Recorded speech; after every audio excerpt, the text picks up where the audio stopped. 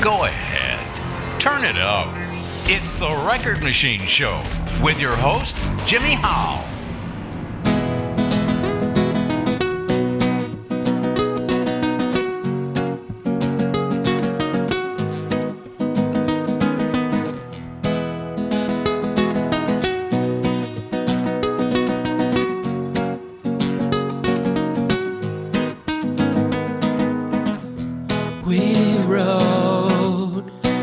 City, crossing all these bridges, wondering how to get back to this town.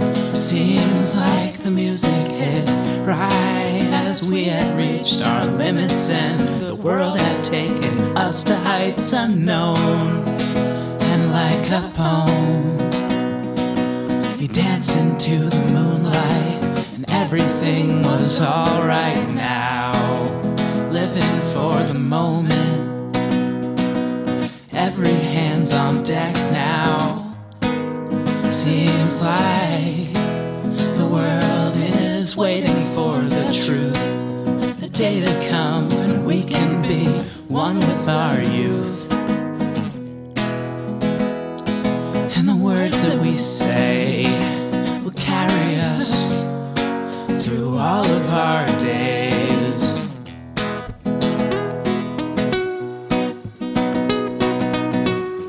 Perfect blends of harmony that we extend.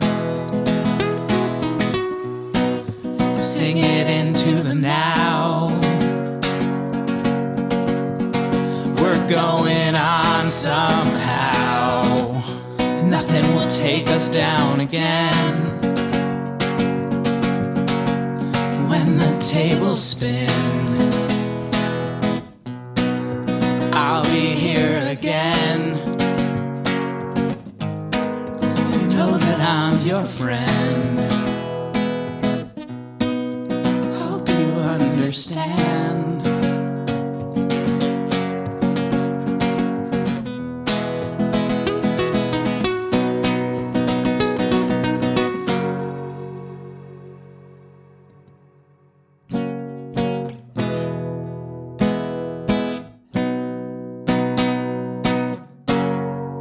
Ladies and gentlemen, please welcome singer-songwriter Lucy Morningstar to the program. Lucy. Hey, James. How's it going? How are you? Amazing, thanks. How about yourself? Pretty good. It's a nice day here in North Myrtle Beach. You're in California today, right? Yeah. Oh, I didn't know you were in South Carolina. Yeah, I'm in North Myrtle Beach. What? Is that where you live? Yeah. Really? I thought, for some reason, I thought you were East Coast on the upper, like northern part of the East Coast. But that's cool that you live in the South. Yeah. I grew up in New Jersey. I lived there for most of my life, and in 2018, I moved down to South Carolina. The last time we spoke was not that long ago. It was January of this year, and since then, you've released a couple of singles, The Plan and the new one, Bridges. Are you currently working on a new album or an EP? And if so, when can we expect it? That's a really good question. I have been working on a lot of new music, and there are several songs that are just about finished that I will be putting on a new record. And the release date is to be announced. So that will be coming in the next little while. Very cool. Now, this podcast is going to feature the two new tracks, Bridges and The Plan. What's the story behind both those songs? The story began when I was out in Jamaica and had gone to write and record some music there in October of 21. And while I was out there, I had a chance to come up with some new music that was inspired by being there in Jamaica, and it prompted the song The Plan to be recorded there in Anchor Studios, featuring members of the band Earthcry, who are local to Kingston, Jamaica. Mm-hmm. And then from there, once I returned, I felt that a lot of my music and the focus of my music had been shifted towards reggae for a very long time, and that finally, with the release of The Plan, it was it was showing more of the freestyle and the natural influence of reggae that comes into my songwriting and my music. And I feel like influences of mine had come through in that song. But it also made room for me to want to share more of my folk rock and other styles of music that I've been creating through the years. And I started playing a lot more and just freestyling a lot and coming up with some songs that I felt were they were just like when I would tune into the moment, I could freestyle a full song. And if I would be, inclined to capture that with like a camera or something, I would come up with something new. And every once in a while, it would be a song that the lyrics would make me feel like, oh, this is something I really want to make into a recording. And while I was out at the park one day, I came up with the song Bridges, and I was going into a introspective and emotional kind of place when I noticed that the one thing that would bring me the most comfort and, I guess, inspiration was to pick up my guitar and just play the feeling out. And I felt like it really brought me closer to the truth of what was contained in my music when I came up with that song. For some reason, it like really told a story about my journey. And when I was listening back to the recording of it, I felt like this is one song that I definitely need to capture and put out there right away. So within a couple months of having come up with it, I ended up releasing it just this past Friday, the 29th of September. Very cool. I love the song. It's great. Thank you so much. You're I'm welcome. glad you like it. Yeah, now you've been getting around a bit, doing a lot of gigs in your home state, California, even in my old neighborhood, New Jersey, even in New York. And you played at one of the oldest taverns in America, the 76 House, and somehow you got your hands on a Jerry Garcia guitar. How did that all happen? It really is amazing what will end up coming to fruition when you just put yourself out there a little bit, I guess, because putting myself into that place was a very random choice on my part. I had literally never, I don't think, done this, where I had just pointed on the map, found this place, called them up and asked if they had live music. It was when I was leaving New York in June, and I wanted to come back. And so I talked with Elisa there, and she booked me. So I was like, well, now I get to come back to the East Coast in the fall, which is one of my favorite times to be there. And the 76 House turned out to be a phenomenal venue. I mean, just a really beautiful place. The people are incredible. The vibes were right. And they unexpectedly just came out with this guitar. And my friend Michael Miller, who was there, he said, hey, I got a surprise for you. And he then brings the owner, who brings out this Jerry Garcia acoustic guitar. And I was like blown away that they wanted me to play it and perform for part of the show with it. Wow. And yeah, what a magical feeling to hold a guitar that was played by one of my, big inspirations. And right. It's, insane to feel the synergy of the people coming to support you from the place that, you don't know necessarily the mood of the people that you're going to reach when you come to any restaurant, but the people that were there just have such a love of music that it was a perfect place. And I would highly recommend it to any other singer-songwriters and artists that are out that way if they, get a chance to check it out. Because even just the audience members, there was the drummer from New Riders of the Purple Sage, and there were other musicians who were just really, really great players who came and started to jam with me and turned the end of the night into a jam session. It was great. Now, how did the owner get a hold of Jerry Garcia's guitar? I think that's a really good question that we might need to bring him on the show for, so we can. I don't know how I missed part of the story, but I am gonna retrace those steps and find out. Well, yeah, I bet Michael knows. you should definitely book another gig there when you're up in that area. That would be cool, and then you could get the whole story. Absolutely. I saw the Dead in 1989, and it was a phenomenal show. I seen them in New Jersey at Giants Stadium. Whoa. Yeah, we were That must have been epic. Oh yeah, we were like in the 8th row from the stage. It was me and my buddy Richie, and yeah, it was so fun, man. The fans are great, you know. Yeah. Oh, I can only imagine. I've been to a few further shows, and I've seen Phil Lesh and Bob Weir play in different arrangements, but I would love to have been there. Yeah, I'm sure you've probably seen them with John Mayer too, right? No, I actually have never gone to see Dead and Company yet. Oh, okay, because I heard that's pretty good. I haven't seen it either. Like I said, the last time I saw the Dead was in 1989, and that was, the original lineup. So, but yeah, it was a fun time, man. Those were the days. 1989. I was only 19 years old back then, so you probably weren't even born yet. A couple years after I was, so I was just a baby then. Yeah. Now, speaking of shows, do you have any shows coming up that you're looking forward to? Yeah, I have a few things that are coming up real fast now that are some of the bigger events that are going to be taking place this year for me. One of them is the 50th anniversary of the Okanagan Family Fair, which is happening in Tonasket, Washington. Mm-hmm. And we are playing Friday, October 20th there with the full band, and we're going to fly up to Washington to do that show. And it's going to be a big one. I'm very excited for that.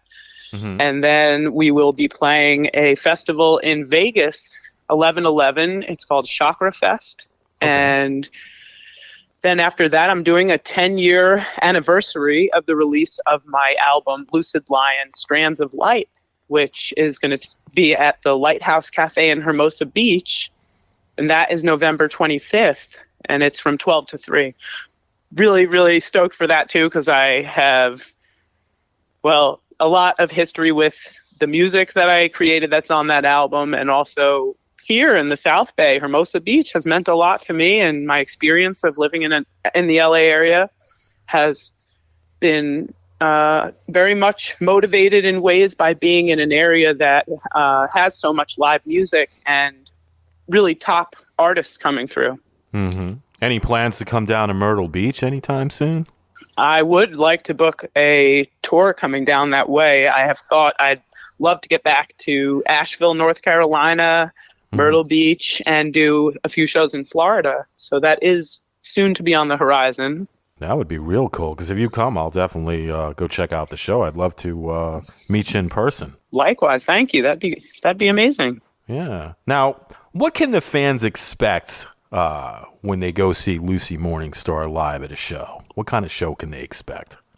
It's an energy-packed, once-in-a-lifetime experience. There's a lot of spontaneity in my shows and really top-notch musicianship, because the people that I have brought on into my band are very well adaptable and seasoned in different genres like jazz and math rock and different kinds of styles that I also have a big appreciation for. So when they come together with me, their sensibilities, I think, bring the music to the next level. And my performance has gotten a lot more influenced by freestyling and being improvisational. When I'm playing solo, I've found that is bringing a bigger and bigger energy where everyone is involved in the performance. So it's become a lot more audience participation. Sometimes people will end up on stage with me to like freestyle or be a part of the experience in one way or another. And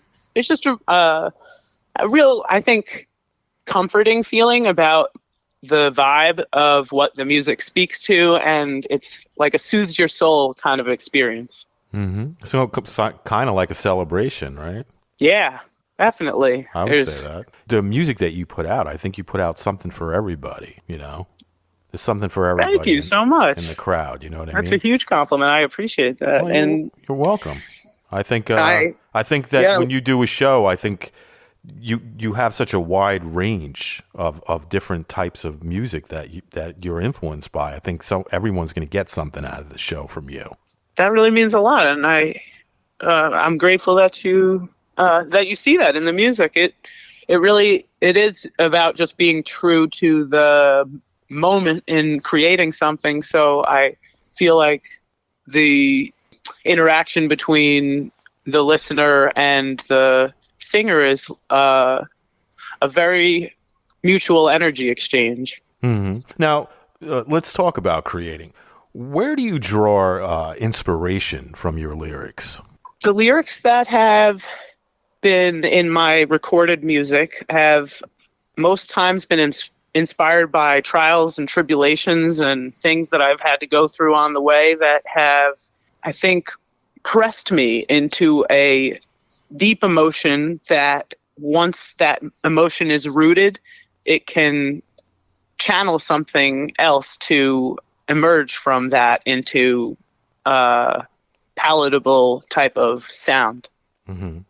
Yeah. And so lyrically, I mean, I'd started writing poetry when I was younger, and sometimes we'll write a poem that I turn into a song by putting music to it. And other times the sound of a melody will come to me, and then lyrics will find their way to the melody. Very cool. Now, besides being a singer-songwriter, I also understand that you're an actor as well. How did you get involved in acting? Yes, I have a good amount of experience with acting. I had started when I was a kid and taken some acting classes and been in some plays. And my parents really encouraged me in theater and to be open to entertainment. I think they saw in me a passion that they encouraged, and the more that I've gotten to do various things in entertainment, it kind of steered me right to where that focus is. So acting on TV and film started for me when I had come out to LA and was on this show Justified. Mm-hmm. And I was on the season 5 of it and had done a little like beatboxing with my dreads as they came in the scene, and was you could see me in a few different places throughout this season 5 of Justified, and I made a lot of friends on that set, and the producers and everyone was just so nice to me and really sparked a motivation towards filming that then brought me to a lot of different productions. I got cast in the show Eric Andre Show, which was a comedy on Adult Swim. Mm-hmm. And that then also made me think about my involvement as a writer and how I could get my own ideas on the screen. So between the acting that I did some writing and started to work on my own ideas and screenplays and things like that. I also had a screenplay that I had written when I was in college that meant a lot to me. And when I shared that with people here in Hollywood, they ate it up. They came back to me later and told me they really, really liked what I was doing. And that also brought me further into like comedy and just wanting to be creatively a part of the expression that I see out there. Whether it be putting a smile on someone's face in a subtle way or making people laugh with a joke, mm-hmm. That's always been something that's hugely relieving to me in my life, is like being able to give people that kind of good feeling and uplift them. So acting is very much a part of that. And some of the roles I've played have been comedic. I was in a movie called The Laundromat, a Netflix film that came out a few years ago, and wow. I had played a cave woman in it. And that was one of the more fun and expressive, primitive kind of roles I got to play too. And I also produced a short called Natalia Wolf. Yes, I've seen that one on YouTube. Very cool. Thank you. Yeah, I'm looking forward to doing some more acting and writing in the future. Now, the reel that you have, I think you put a reel of like some of your parts on YouTube. I think it's also on your website as well. One of them, you were acting with a guy. Was that a horror movie that you guys were doing? we had created a couple trailers and different video promotions and things that we were working on with a videographer that I had hired. And he helped me to bring some of the ideas that I was writing and coming up with to try them out, I'd say, and showcase a little bit of what we could film with him as the videographer and us as the actors. Yeah, that reel was really cool. It looked very professional. Well done. Thank you. Yeah, we got some amazing work done with Andrew. That was such an awesome time. Now, are you currently auditioning for any parts for acting right now? I have been thinking I would like to get back into the production world more. So I had taken a little bit of a step back so I could shift my focus fully to music. And I feel that's been hugely beneficial. I can see a tremendous improvement in every way just by having put that focus in one place. I didn't believe it to be what was necessary before that time. But once I did that, it was like automatically the experience of focus became more enjoyable. So I think that now, it will be nice once I can put a similar focus for a period of time into my acting work. Mm-hmm. Yeah, I could see you doing a tour, even in like a documentary film, like a Lucy Morningstar documentary. Maybe you doing some travels through other countries or even the U.S. I think that would be pretty interesting, documenting history like that. Would love that. That'd be pretty cool, right?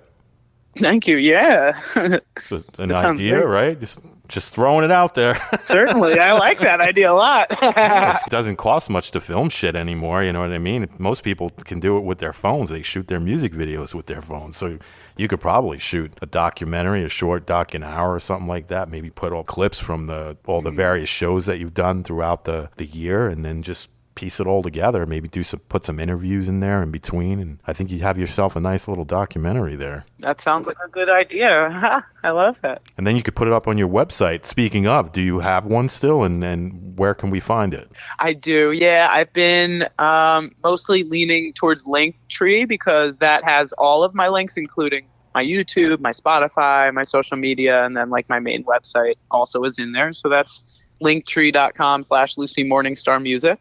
Mm-hmm. And lucymorningstar.com is where you can find all my upcoming shows. And also, I'm on YouTube, and that URL is youtube.com/FiereyGuitar, FIREYGUITAR. Very cool. Now, is there anything you'd like to mention that we didn't talk about tonight? I would like to give a shout out to my family and my friends and people that have been supporting me and my music and this mission, because without that support, I wouldn't be here. And to be able to have a chance and an opportunity to share my music, it's a huge blessing beyond what I can even necessarily articulate. It keeps me alive. I'm incredibly grateful for this chance to share the music and also get to have an opportunity to perform and be a performing artist. Awesome. Well, Lucy, I want to thank you so much for your time tonight. It's always great catching up with you and listening to your great stories and listening to your great music as well. And I'm looking forward to hearing that album when it comes out. And then, like I said, if you're ever in my neck of the woods, let me know. I'll definitely come out to the show and support you. Thank you, James. And thanks for staying connected with me. And I am so appreciative of this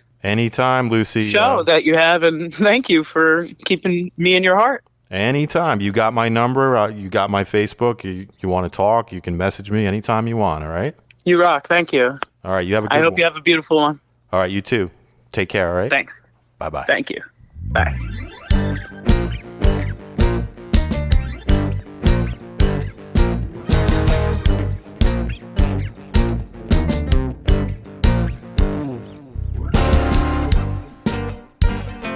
Walking on the river with a storm in hand.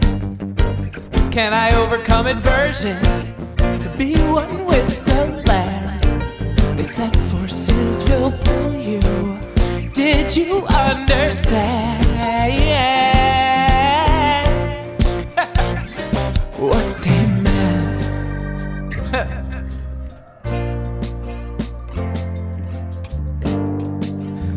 Was it all planned? This is your chance. When your soul is in demand, will you take a moment now? Press on with your band. Be one in a million. Push past the last stand. Living on the edge. Take it step by step. Get out what's in my head. Make me understand this feeling that I had. I was born to make this bread, this music, this life. What you put into you better make it nice.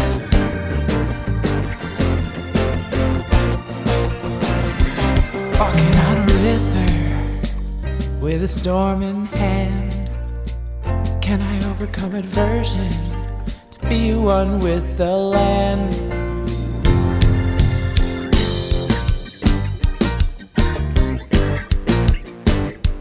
Will you take a moment, press on with your band?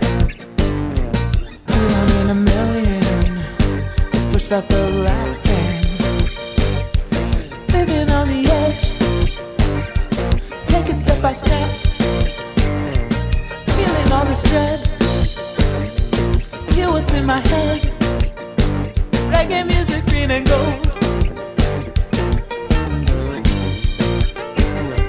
And what's red? You heard what's in my head.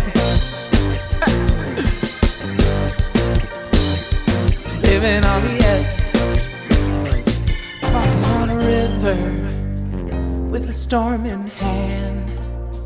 Can I overcome aversion to be one with the land?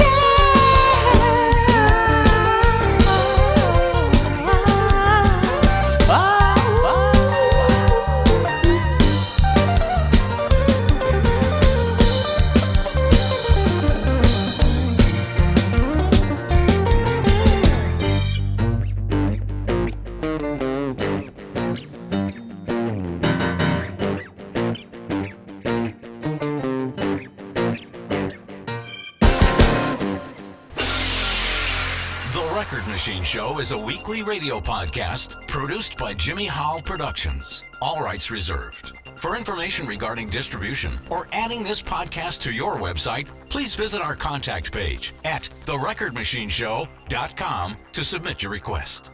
Thanks for listening. See you next time on The Record Machine Show. The Record Machine Show.